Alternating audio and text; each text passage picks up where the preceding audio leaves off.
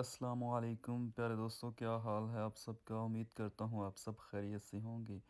آج میں آپ دوستوں کے ساتھ سمپل چکن کی ریسپی شیئر کرنے جا رہا ہوں، اس لیے میں نے اس کا نام بھی یہی رکھا ہے، چکن بنانے کا آسان طریقہ۔ اس کو ہر کوئی بنا سکتا ہے اور یہ اتنی سمپل ریسپی ہے، جو اس ویڈیو کو فل دیکھے گا وہ ایک بار ہی دیکھ کے چکن بنانے کی ریسپی جو ہے وہ سیکھ جائے گا۔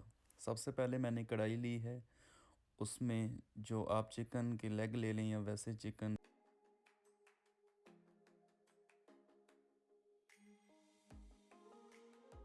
کڑھائی میں شامل کرنے کے بعد اس میں جو ہم چیزیں شامل کریں گے، اس میں ٹماٹر، ادرک، لہسن، پیاز، ہری مرچ اور لیمن۔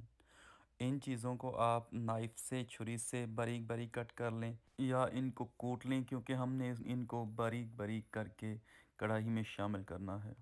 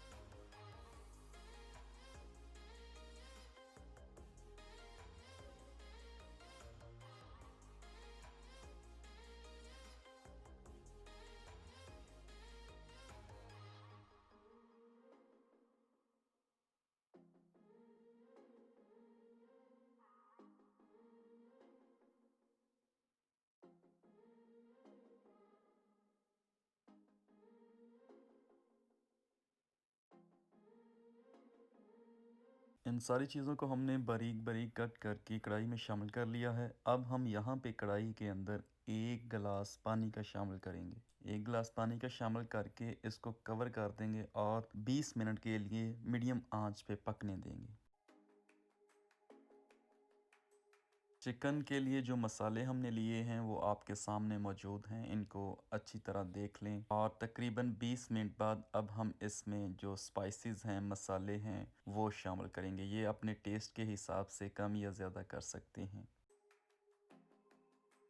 یہاں پہ جو میں چکن میں سپائسز شامل کر رہا ہوں وہ 1 کھانے کا چمچ نمک ہے، اور باقی ہلدی، لال مرچ اور کٹی ہوئی لال مرچ اور کٹی ہوئی کالی مرچ اور چکن مسالہ، یہ آدھا کھانے کا چمچ میں اس میں شامل کر رہا ہوں۔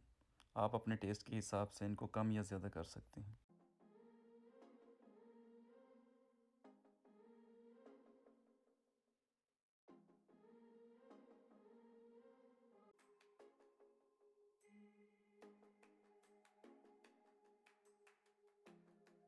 مسالے شامل کرنے کے بعد اب ہم یہاں پہ تقریباً آدھا کپ آئل کا شامل کریں گے۔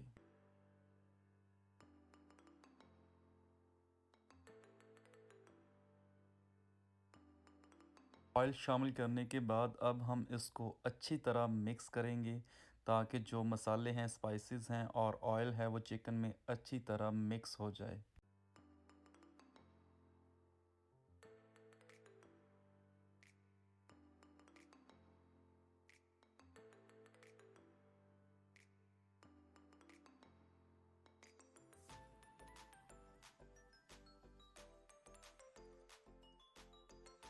اچھی طرح مکس کرنے کے بعد اب ہم اس کو آخری جو 15 منٹ ہیں وہ کور کر کے میڈیم آنچ پہ پکنے دیں گے۔ تقریباً 15 منٹ بعد اب ہم اس کو چیک کریں گے۔ ماشاءاللہ ہمارا چکن بہت ہی مزیدار تیار ہوا ہے، اور اب ہم اس کے اوپر گارنش کر کے اس کی فائنل لک آپ دوستوں کے ساتھ شیئر کریں گے۔ گارنش میں پودینے کے کچھ پتے اور ادرک، ہری مرچ اور لیمن کا استعمال کروں گا۔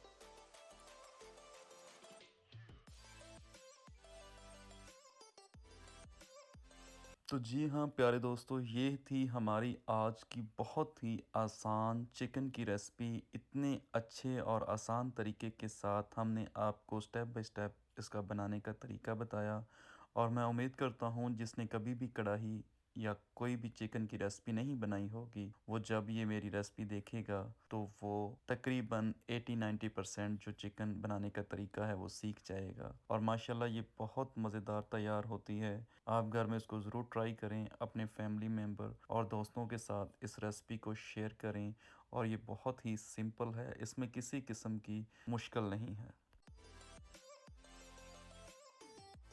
اور یہ آج میرے کچھ دوست آئے تھے، میں نے ان کو انوائٹ کیا تھا، کچھ اور بھی چیزیں میں نے بنائی تھیں، تو ان کی ریسپی میں نے آپ دوستوں کے ساتھ پہلے شیئر کی ہوئی تھی۔ تو اس کی جو کچھ دوستوں نے بھی کہا تھا مجھے کہ آسان ترین جو چکن کا طریقہ ہے، جتنا مزیدار آپ بناتے ہیں وہ ہمیں بھی بنا کے یوٹیوب پہ سب سے آسان جو طریقہ ہے ریسپی کا وہ بنا کے شیئر کریں۔ تو میں نے ان کے لیے یہ آسان، اور آپ دوستوں کے لیے بھی جن کو بالکل بھی کوکنگ کرنی نہیں آتی، وہ بآسانی ایسے سمپل چکن کی ریسپی گھر میں بنا کے ریسٹورنٹ سے زیادہ اچھا ٹیسٹ گھر میں بنا کے کھا سکتے ہیں۔ تو مجھے دیجیے اجازت، ملتے ہیں نیکسٹ ویڈیو میں۔ Bye, take care.